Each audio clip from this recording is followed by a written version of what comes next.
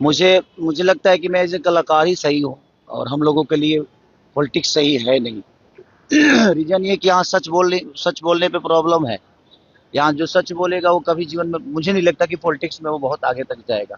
यहाँ सिर्फ झूठे वादे करना आपको अगर आता है तो आप पॉलिटिक्स में आओ। आपको दुनिया को सिर्फ बेवकूफ बनाना है तो आप आओ। हम लोगों ने सिर्फ ईमानदारी से अपने जीवन को लेकर चला है और हमेशा से हमने ईमानदार, एक जिम्मेदार और ईमानदार दोनों चीजें हमारे अंदर थी, शायद तभी हम यहाँ तक पहुंचे। और हार का कारण देखिए, अब बिहार की जनता को बदलाव ही नहीं चाहिए, बिहार की जनता को बेहतर कुछ नहीं चाहिए। तो उसके लिए जिम्मेदार कोई नेता नहीं हो सकता, वो आरजेडी नहीं हो सकता। बल्कि मुझे लगता है कि वो जिम्मेदारी कहीं ना कहीं पब्लिक को उठानी पड़ेगी कि अगर उसको बेहतर बिहार चाहिए, उनको बेहतर बिहार अगर दिख रहा है तो सही है, बेहतर बिहार। मुझे लगता है कि मैं बेहतर हूँ और मैं बेहतर अपने जीवन में अपने बच्चों के लिए कर रहा हूँ। अगर बिहार के लोगों को भी अपने बच्चों के बेहतर के लिए करना है तो उनको बेहतर विकल्प के साथ ही जाना पड़ेगा। अगर वो नहीं जाना चाहते हैं, उनको लगता है कि हमारे लिए यही सरकार बेहतर है, तो भाई उनका अपना चुनाव है, उनकी अपनी सोच है। उसके लिए ना हम दोषी हैं और ना कोई सरकार दोषी है। तो बिहार के लोगों को सोचना पड़ेगा जो उनके जीवन में उनके बच्चों के भविष्य के लिए कौन बेहतर सोच सकता है। लैंड जाओ मामले में लालू प्रसाद यादव के परिवार को आरोपित तय किया है। तेज प्रताप ने कहा है कि हम लड़ेंगे। बिल्कुल लड़ना चाहिए। मुझे लगता है ना कि जिस उम्र से वो गुजर रहे हैं उस उम्र में ऐसी चीजें उनके साथ नहीं होनी चाहिए। और जहां तक बात है कि उन्होंने बिहार को क्या दिया है, तो आप जाकर गांव में पूछिए कि लालू प्रसाद यादव जी ने बिहार को दिया क्या है।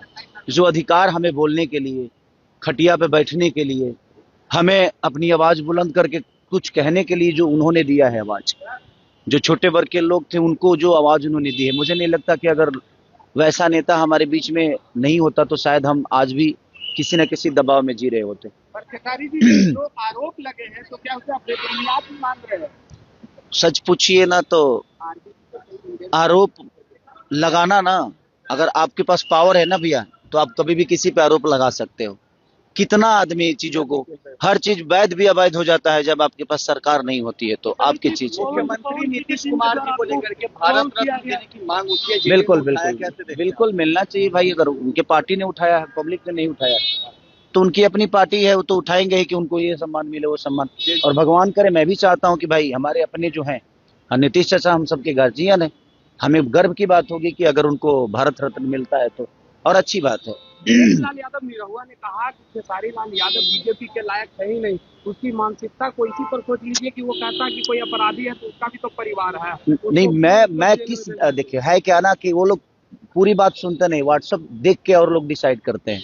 मैं बीजेपी के लायक हूं नहीं कि हूं, ये वो डिसाइड नहीं कर सकते। और उनको पता भी नहीं होगा कि कितने ऑफर खेसारी लाल यादव को बीजेपी से आया होगा। और उनसे पूछ के, क्योंकि पार्टी के ऐसा तो नहीं कि वो अध्यक्ष हैं, उनसे पूछ के तो कुछ होता नहीं है। बट कहीं ना कहीं, अरे नहीं भाई यार, नहीं नहीं, मैं कोई ज्वाइन करना नहीं चाहता यार। मैं क्या बोला कि सच बोलने वाले कभी भी सफल नहीं हो सकते नेता नगरी में।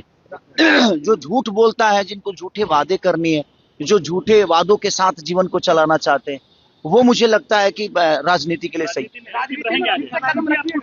कल पता नहीं यार, मैं निरहुआ ने कहा था कि चुनाव हारने के बाद तो कहीं ना कहीं